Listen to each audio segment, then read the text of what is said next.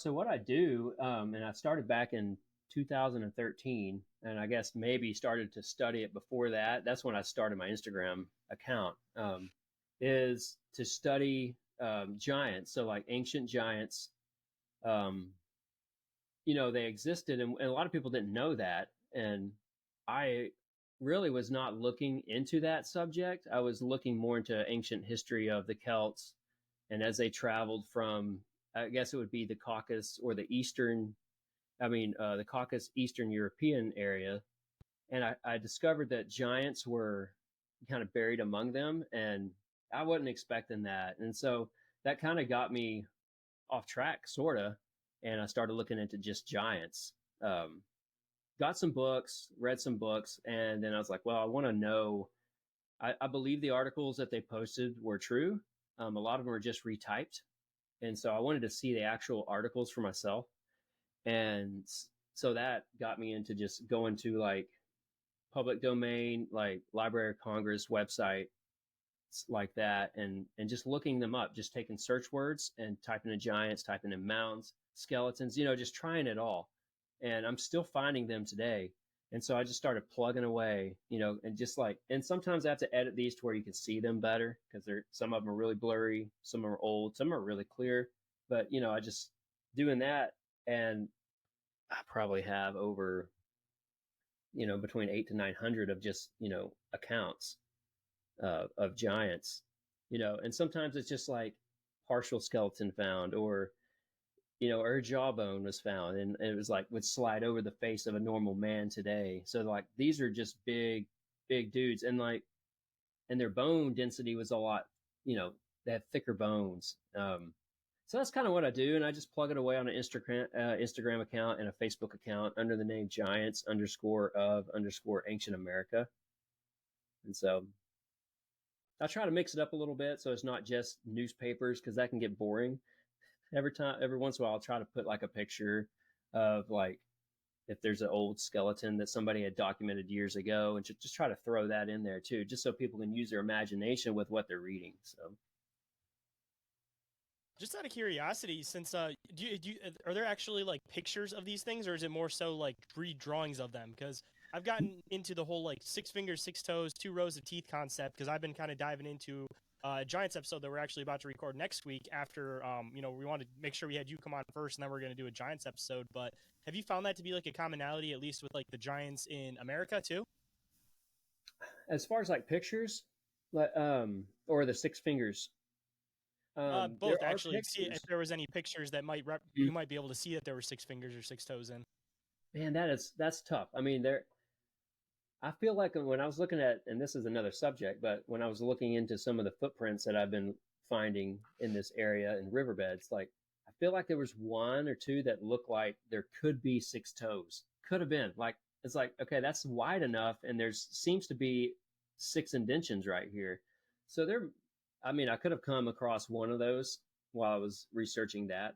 But as far as pictures, there are a few pictures of giant skulls that have been found, and then so when you look at my accounts, you're going to see some of the same skulls recirculated, right? Because there's not a whole lot of pictures, but there are some. And so I try to take, I'm not just taking a skull, and sometimes I'll do artwork, like, and try to recreate a picture based off the description in the article.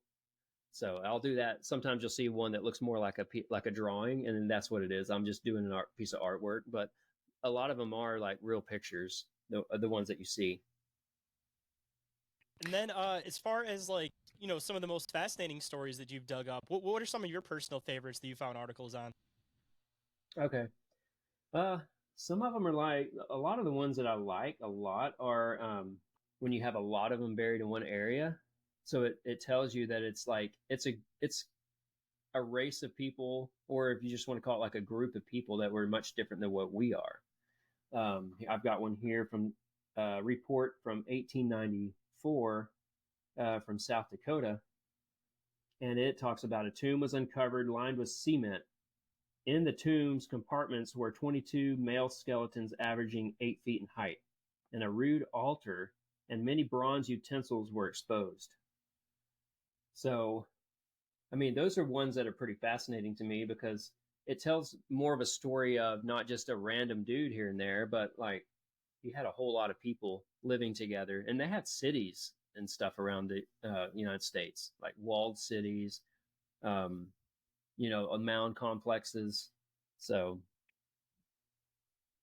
So, in your opinion, are a lot of these giants, are they just big human beings, or do you think there could be something else at play, kind of like the whole, Anunnaki, Nephilim type connections that people bring up a lot, or do you think it's possible it's some connection of the two, perhaps? yeah, I think it's more. Yeah, definitely. I think it's not just big people. I think it's a Nephilim like bloodline, and it's Hmm. probably trickled down a little bit. Although I do find some that are like 9, 10, 11, 12 feet tall. That's pretty big. Like, and then, but there's a whole handful of them that are only like 7 feet tall. Like, I feel like I find that in Florida a lot, where you have the 7 footers. That's still big. But it also says like their bones are thick. Like their bones, like say their teeth, it says their teeth are as thick as a horse's tooth. I haven't, really taken a horse's mouth and opened it up and looked at it anytime in the recent past, but you know what I mean? They're big, right? Their Hmm. bones are dense. So their bones are more like that, it said. So these are even the ones that are 7 and 8 feet tall. So yeah, I think there's something more like Nephilim. And there are other things that are like the double rows of teeth are common, which is like, and I've carefully studied that because I've heard somebody like said, well, that just means upper and lower teeth. It's like, no, because it says double rows on the uppers, and or it just said the upper jaw or the lower jaw had double teeth. So that does indicate like 2 rows of teeth in there, which is kind of weird to me. But I think that tells you that it is kind of a Nephilim type genetic because it's not normal. What's Hmm. supposed to happen. And some of these dudes have like weird bone growths off of their skull that kind of look like horns. Okay. Um, I've come across a lot of that.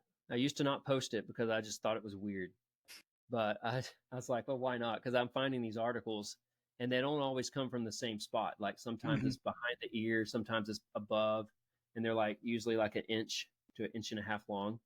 Um, so I kind of connect that to like being a Nephilim, like just an oddity, like the six fingers and six Right. toes.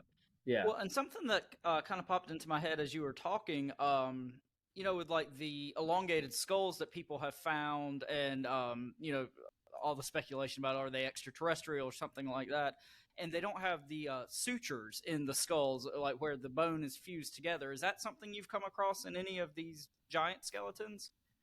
I have not come across that much detail, but I have come across the elongated skulls. So like Hmm. in the reports, they didn't look at it that close. I don't think Right, like right. like they are down in Peru, like really looking at these individuals. And I don't even know if some of those are individuals are actual giants. They might be, but like I think it's like a muddied down bloodline of those same people. Right. But I No, do